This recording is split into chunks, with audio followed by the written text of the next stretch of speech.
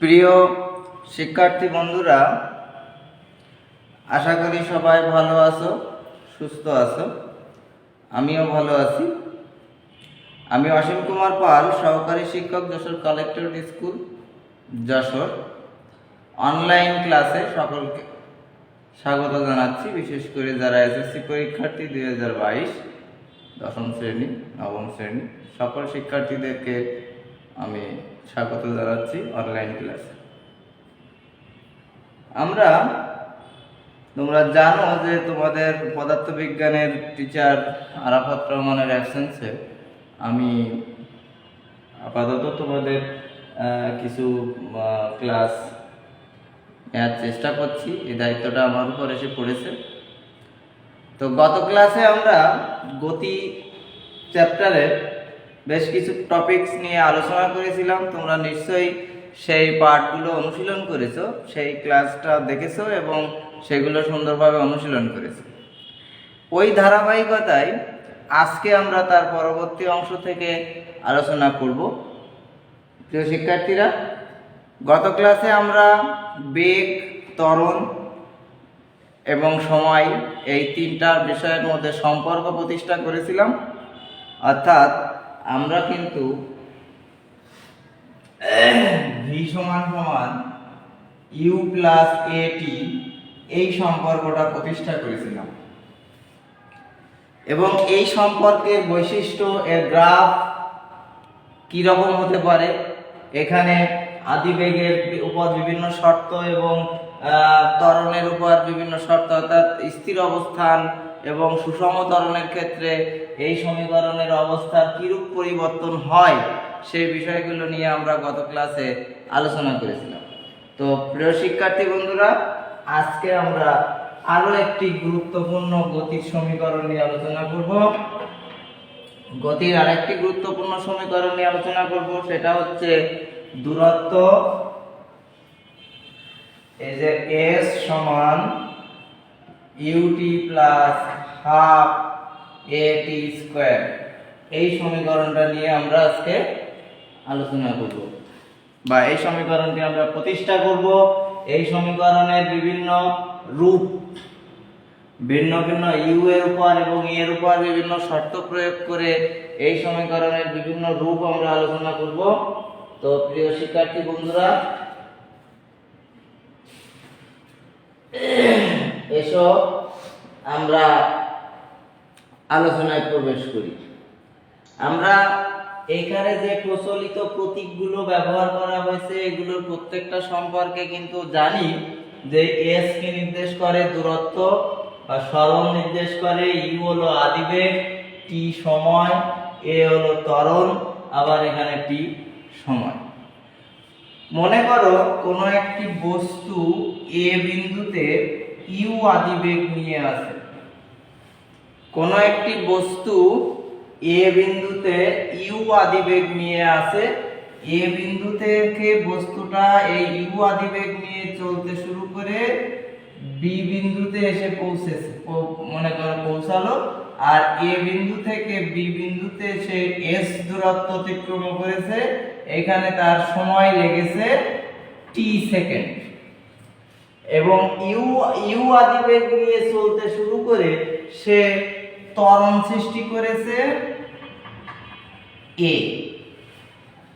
এ ত্বরণ সৃষ্টি করে সে এ বিন্দু থেকে বি বিন্দুতে পৌঁছেছে। এ বিন্দু থেকে বি বিন্দু পর্যন্ত তার দূরত্ব হলো এস এবং এই এস দূরত্ব অতিক্রম করতে তার টি সময় লেগেছে। প্রিয় শিক্ষার্থী, এখানে যদি আমরা বলি যে এ ত্বরণে যেহেতু চলছে, তাহলে বি বিন্দুতে যখন এসে পৌঁছাইছে, বি বিন্দুতে এসে তার আর একটা বেগ সৃষ্টি হয়েছে, সেটা হলো ভি। তাহলে আমরা বেগের যে পরিবর্তন সেটা কিন্তু আমরা জানি কি, যে বেগের পরিবর্তন হচ্ছে ত্বরণ। বেগের পরিবর্তন হচ্ছে ত্বরণ। ভালোভাবে খেয়াল করো, এখানে এ সমান তাহলে আমরা পাই V minus you by T, বেগের পরিবর্তনের হার টি সময়ে যেতে এই পরিবর্তনটা হয়েছে, আমরা গতদিন এটা দেখেছিলাম। তাহলে এখান থেকে আমরা পাচ্ছি ভি মাইনাস ইউ সমান এ টি, তার মানে আমরা পাচ্ছি ভি সমান সমান ইউ প্লাস এ টি, তাই তো। আবার খেয়াল করো, যেহেতু বস্তুটি এস দূরত্ব অতিক্রম করছে, তাহলে এস দূরত্ব অতিক্রম করতে তার টি সময় লাগছে। তাহলে আমরা কিন্তু এটা জানি যে এস সমান সমান ভিটি, এটা আমরা জানি, বা ভি সমান এস বাই টি। কিন্তু এইখানে যেহেতু প্রাথমিক অবস্থায় একটা বেগ ছিল ইউ, আর শেষ অবস্থায় আর একটা বেগ হলো ভি, তাহলে এই ক্ষেত্রে আমরা এদের গড় একটা বেগ ধরে নিই, গড় বেগ, যেটাকে ভি বাদ দিয়ে বলি। আমরা মনে করো এই যে দুটো বেগ u plus v by two, এই দুটো বেগের গড় u plus v by two. প্রিয় শিক্ষার্থী বন্ধুরা, তাহলে এইখানে আমরা বলতে পারি এস সমান এইটা, এস সমান সমান এইটা। তার মানে এইটার মান হচ্ছে এই যে s equal to you plus v by two into t, তাই না। এস সমান সমান u plus v by two into t, এই গড় বেগের পরিবর্তে আমরা এটা কিন্তু এখানে বসাতে পারি। এবার এইখানে কিন্তু দেখো ভি সমান আমাদের ছিল ইউ প্লাস এটি, এই জায়গায় এই ভির মানটা আমরা কিন্তু বসাবো। যদি আমরা এখানে ভির মানটা বসাই তাহলে কি পাওয়া যায় দেখো, এখানে এস সমান তাহলে আমরা পাওয়া যাবে ইউ প্লাস ভির মান কিন্তু ইউ প্লাস এটি, এর নিচে 2 আছে ইনটু টি, তাহলে বা এস সমান সমান এখানে আছে 2u প্লাস এটি বাই 2 ইনটু টি। এখন এটা ক্যালকুলেশন করি, এটা ক্যালকুলেশন করলে আমরা কি পাই, খুব ভালোভাবে খেয়াল করো, এটা ক্যালকুলেশন করলে আমরা পাই 2u by 2 plus at by 2, এই পুরোটা ইনটু টি। তাহলে এখানে 2 কেটে যাচ্ছে, তাহলে s সমান u, t গুণ করে দিলে ut প্লাস এটাকে আমরা হাফ আকারে লিখি at স্কয়ার। তাহলে এই যে সমীকরণটা গতির আরেকটি গুরুত্বপূর্ণ সমীকরণ, এই সমীকরণটা সরণ, আদিবেগ, ত্বরণ এবং সময়ের মধ্যে সম্পর্ক নির্দেশ করে। প্রিয় শিক্ষার্থী বন্ধুরা, তাহলে এই সমীকরণটির মধ্যে কি কি বৈশিষ্ট্য প্রদর্শিত হয়, এই সমীকরণটা বিভিন্ন শর্তে কিরূপ আকার ধারণ করে, এইটা আমরা একটু আলোচনায় নিয়ে আসি। প্রিয় শিক্ষার্থীরা, যদি এই যে বস্তুটা চলছিল ওই বস্তুটা স্থির অবস্থান থেকে যাত্রা শুরু করে, অর্থাৎ ইউ সমান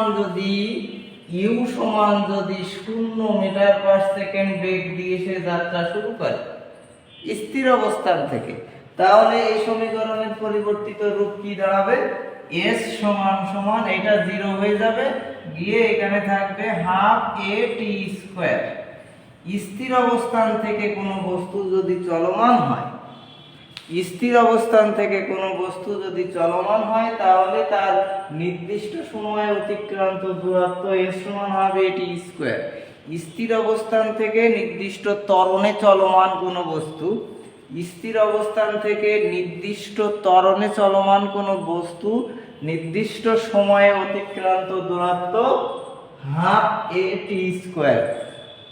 প্রিয় শিক্ষার্থী বন্ধুরা, স্থির অবস্থান থেকে যদি চলমান হয়, তাহলে এখানে সময় আর হলো দূরত্ব, সময় আর দূরত্ব এই দুটোর মধ্যকার গ্রাফ যদি আমরা অঙ্কন করি, প্রিয় শিক্ষার্থী বন্ধুরা খেয়াল করো, এইটা x অক্ষ বরাবর যদি আমরা সময়, x অক্ষ বরাবর সময় আর এই বরাবর দূরত্ব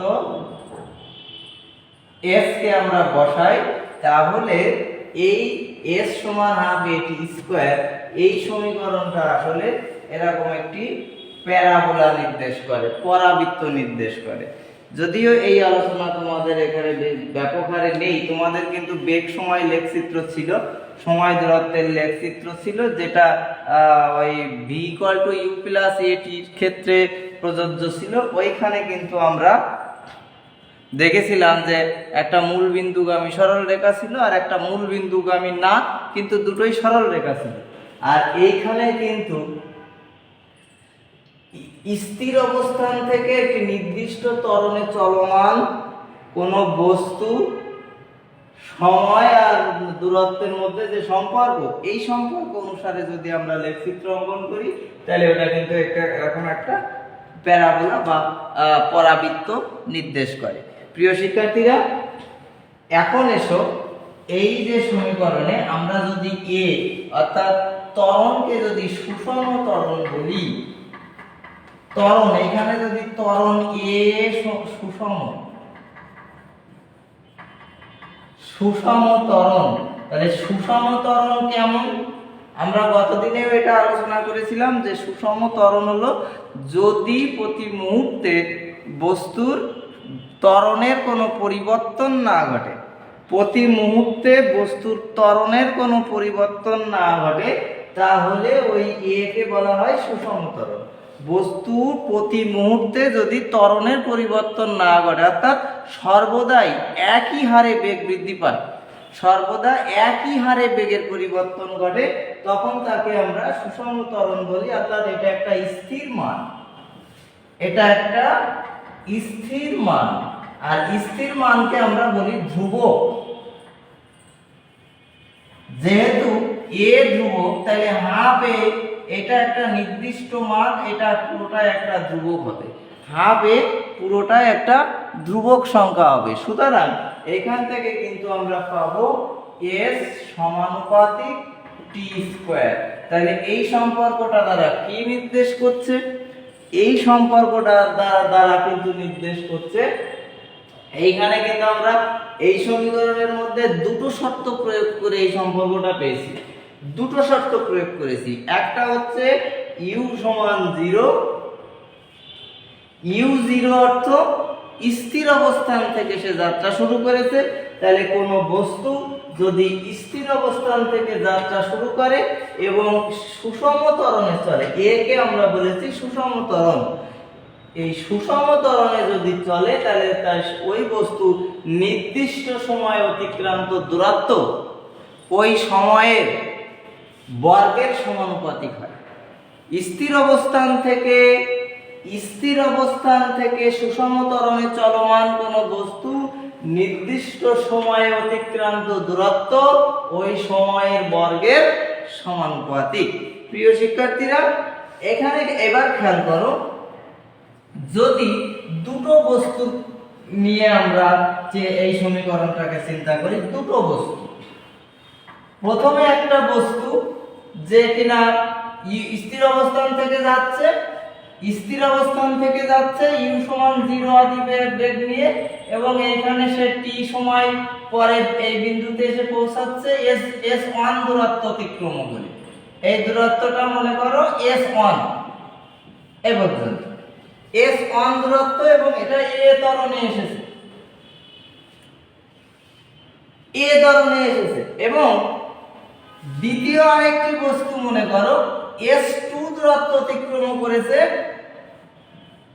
ওই একই, এটা মনে করো t1 সময়ে, আর এটা মনে করো t2 সময়ে সে এখানে u সমান 0 এবং a ত্বরণে চলে, সুষম ত্বরণে চলে এইখান থেকে এই বিন্দুতে এসেছে, এবং সে আরেকটি দূরত্ব অতিক্রম করেছে s2 t2 সময়ে। তাহলে এইটার জন্য কিন্তু আমরা পাবো s1 সমানুপাতিক t1 স্কয়ার, আর এটার জন্য আমরা পাবো s2 সমানুপাতিক t2 স্কয়ার। সমানুপাতের ধর্ম যদি আমরা এখানে ব্যবহার করি, s1 সমানুপাতিক t1 স্কয়ার, s2 সমানুপাতিক t2 স্কয়ার, এই দুটোর মধ্যে যদি আমরা সমানুপাতিক ধর্ম ব্যবহার করি, তাহলে পাওয়া যায় s1 বাই s2 সমান সমান t1 square by t2 square. প্রিয় শিক্ষার্থী, এই সম্পর্কটিও কিন্তু তোমাদের বিভিন্ন এমসিকিউ বা গাণিতিক সমস্যা সমাধানের জন্য প্রযোজ্য হবে। কখন স্থির অবস্থান থেকে সুষম ত্বরণে চলমান বিভিন্ন বস্তুর সময় এবং দূরত্বের মধ্যকার এই সম্পর্ক। প্রিয় শিক্ষার্থী বন্ধুরা, আশা করছি তোমরা এই আলোচনাটুকু এস সমান সমান আমাদের যে সম্পর্কটা ছিল এস সমান সমান ইউটি প্লাস হাফ এ টি স্কোয়ার এই সম্পর্কটি তোমরা বুঝতে পেরেছো। আমি আবারও একটু তোমাদেরকে স্মরণ করিয়ে দেই যে এস সমান সমান ইউটি প্লাস হাফ এ টি স্কোয়ার সম্পর্কটি আমরা কিভাবে প্রতিষ্ঠা করলাম। আমরা একটা বস্তুকে নিলাম ইউ আদিবেগে, যে এখানে একটা বস্তু এ বিন্দুতে ইউ আদিবেগ নিয়ে যাচ্ছে, সে বি বিন্দুতে এ সুষম ত্বরণে চলে ভি শেষ বেগ প্রাপ্ত হলো, টি সেকেন্ড সময় নিয়ে সে এস দূরত্ব অতিক্রম করলো। তাহলে এইখানে কিন্তু দুটো সম্পর্ক, একটা আমরা পেয়েছিলাম ভি সমান সমান ইউ প্লাস এ টি, এই একটা সম্পর্ক পেয়েছিলাম। আর একটা সম্পর্ক কিন্তু আমরা এখান থেকে তৈরি করেছিলাম এস সমান সমান u plus v by two into t. এই দ্বিতীয় সমীকরণে ভি এর মানটা বসালে, অর্থাৎ দ্বিতীয় সমীকরণের এই ভি কে যদি এই ভির মান দ্বারা প্রতিস্থাপন করা হয়, তাহলে এই করে এই সমীকরণটিকে ক্যালকুলেশন করলে আমরা এস সমান ইউটি প্লাস হাফ এটি স্কোয়ার এই সম্পর্কটি পাই। আমরা এই এস সমান ইউটি প্লাস হাফ এটি স্কোয়ার সম্পর্কের মধ্যে আদিবেগ শূন্য অর্থাৎ স্থির অবস্থান থেকে যাত্রা শুরু করিয়ে এ সুষম ত্বরণে যদি চলে, তাহলে আমরা যে সম্পর্কটা পেলাম এস সমানুপাতিক টি স্কোয়ার, অর্থাৎ এটা ভাষাগতভাবে যদি আমরা বলি তাহলে পাওয়া যাবে স্থির অবস্থান থেকে সুষম ত্বরণে চলমান কোনো বস্তু নির্দিষ্ট সময় অতিক্রান্ত দূরত্ব ওই সময়ের বর্গের সমানুপাতিক। প্রিয় শিক্ষার্থী, আমরা এসো এখন গতির আরেকটি গুরুত্বপূর্ণ সমীকরণ প্রতিষ্ঠা করি। গতির আরেকটি গুরুত্বপূর্ণ সমীকরণ আমরা এখন প্রতিষ্ঠা করব। সেই সমীকরণটা কি? তোমাদের বইয়ে গতির এটা চতুর্থ সমীকরণ। গতিতে মূলত চারটি সমীকরণ রয়েছে, যার এক নম্বর সমীকরণটা হলো v = u + at, দুই নম্বর সমীকরণটা হলো s = u + v/2 * t, আর তিন নম্বর সমীকরণটা হলো s = ut + half at²। এখন আমরা চার নম্বর সম্পর্কটি প্রতিষ্ঠা করব, সেটা হচ্ছে v² = u² + 2as। এই লাস্ট সম্পর্কটা আমরা এতক্ষণ ধরে প্রথম দিন আমরা প্রথম সম্পর্কটা নিয়ে আলোচনা করলাম। আজকের এই তিন নম্বর সম্পর্কটি আলোচনা করতে গিয়ে কিন্তু আমরা দুই নম্বর সম্পর্কটিও প্রতিষ্ঠা করেছি। এখন আমরা এই চতুর্থ নম্বর সম্পর্কটি নিয়ে আলোচনা করব।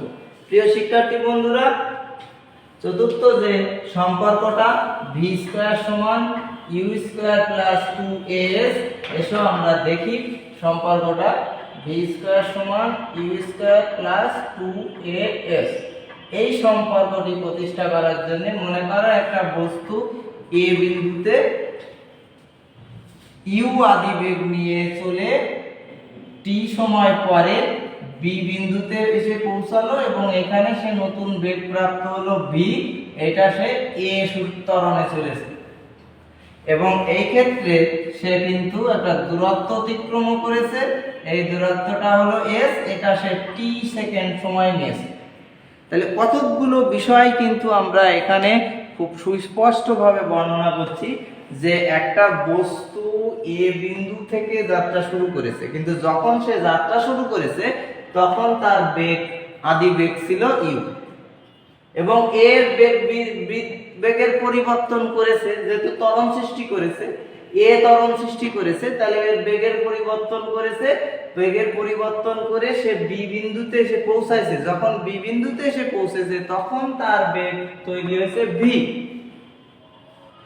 এখন খেয়াল করো, a বিন্দু থেকে b বিন্দুতে পৌঁছাতে তার সময় লেগেছে t সেকেন্ড এবং a বিন্দু থেকে b বিন্দু পর্যন্ত দূরত্ব অতিক্রম করেছে s। এই ব্যাপারগুলো আমরা কিন্তু এখান থেকে বর্ণনা করলাম। এইবার খেয়াল করো, যেহেতু সে ইউ আদিবেগ নিয়ে চলেছে, ভি শেষ বেগ প্রাপ্ত হয়েছে, টি সেকেন্ড সময় নিয়ে এ ত্বরণ সৃষ্টি করেছে, তাহলে আমরা কিন্তু এখানে ভি সমান সমান ইউ প্লাস এটি এই সম্পর্কটি আমরা কিন্তু লিখতে পারি, কারণ এর আগেও আমরা এই সম্পর্কটি এখান থেকে দেখিয়েছি যে এটা কিভাবে আসে। এখানে ভি সমান সমান ইউ প্লাস এটি এই সম্পর্কটি আমরা লিখতে পারি, অথবা এইটা না লিখে আমরা কিন্তু এটাও লিখতে পারি, a সমান সমান v minus u by t, এটাও কিন্তু আমরা লিখতে পারি। আর এই আগের সম্পর্ক 3 নম্বর সম্পর্কটি প্রতিষ্ঠা করার জন্য আমরা দূরত্বের সাথে বেগের একটা সম্পর্ক দেখেছিলাম, s সমান সমান u plus v by 2 into t, এই আর একটা সম্পর্ক কিন্তু আমরা দেখিয়েছিলাম। এখন আমরা যে সম্পর্কটি প্রতিষ্ঠা করব, প্রিয় শিক্ষার্থীরা খুব ভালোভাবে খেয়াল করো, আমরা যে সম্পর্কটি প্রতিষ্ঠা করব এই সম্পর্কের মধ্যে সময় কিন্তু অনুপস্থিত। তাহলে এইখানে আমরা এই যে সম্পর্কটি পেলাম, এই সম্পর্কের মধ্যে সময়কে প্রতিস্থাপন করব, কিন্তু সময়ের মানটা আমরা কোথা থেকে নেব? এইখান থেকে। এইখানে যদি আমি t কে এই জায়গায় লিখি, তাহলে এখান থেকে t সমান কিন্তু v minus u by a লেখা যাবে। তাহলে ওইটা দ্বারা যদি আমি এইখানে t এর মান, এই t এর মান v minus u by a দ্বারা যদি আমি এখানে প্রতিস্থাপিত করি, তাহলে কি পাবো? দেখো s সমান u plus v by 2 into এই t এর মান হচ্ছে v minus u by a, তাই তো? তো শিক্ষার্থীরা এখন দেখো এই s সমান এই উপরে কি হচ্ছে v square minus u square আর নিচে হচ্ছে 2a। তাহলে এটা যদি আমরা এখন আর গুণন করি, v square minus u square সমান 2as, তাহলে এখান থেকে আমরা পাবো v স্কয়ার সমান u স্কয়ার প্লাস 2as। এই হলো আমাদের সেই সম্পর্ক, যে সম্পর্কটি আমরা চতুর্থ সম্পর্ক প্রতিষ্ঠা করতে চেয়েছিলাম, বেগ, আদিবেগ, শেষ বেগ, ত্বরণ আর দূরত্বের মধ্যকার সম্পর্ক। প্রিয় শিক্ষার্থী বন্ধুরা, এই সম্পর্কের মধ্যে আমরা যদি কিছু শর্ত প্রয়োগ করি, তাহলে কিরূপ আচরণ করবে বা কিরূপ বৈশিষ্ট্য প্রদর্শন করবে তা আমরা একটু দেখে নিই।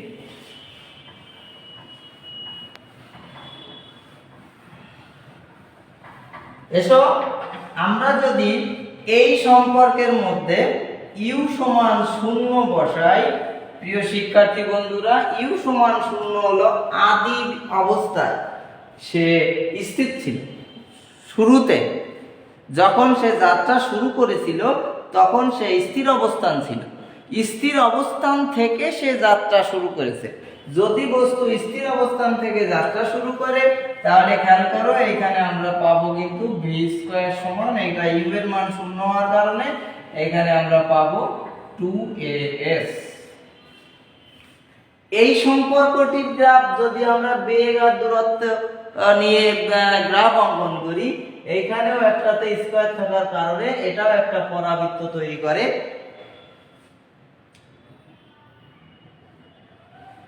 প্রিয় শিক্ষার্থী, এখন যদি আমরা বলি a হলো সুষম,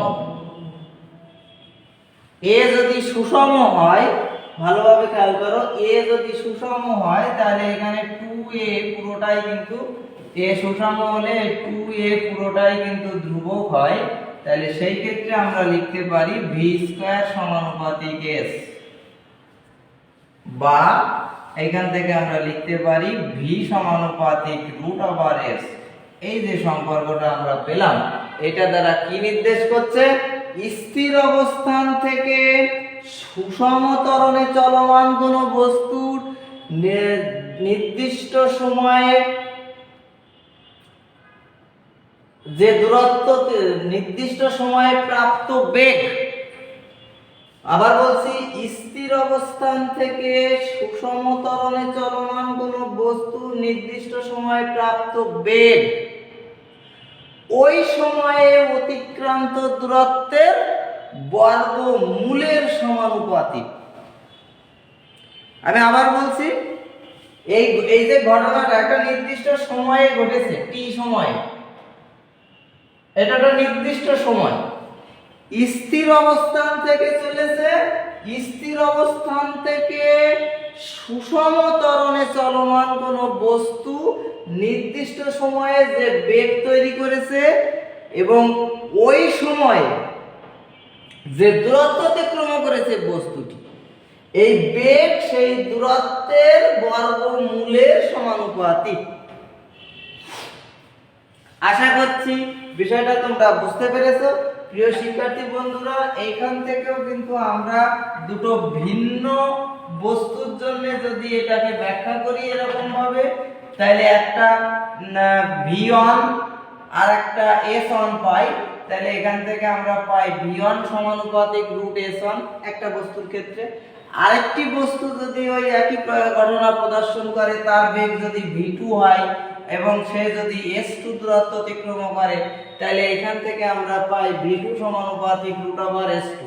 অর্থাৎ এই দুটোকে যদি আমরা সমানুপাতের ধর্মকে ব্যবহার করে একত্রিত করি, তাহলে এখান থেকে পাওয়া যায় v1/v2 সমান সমান √s1/s2।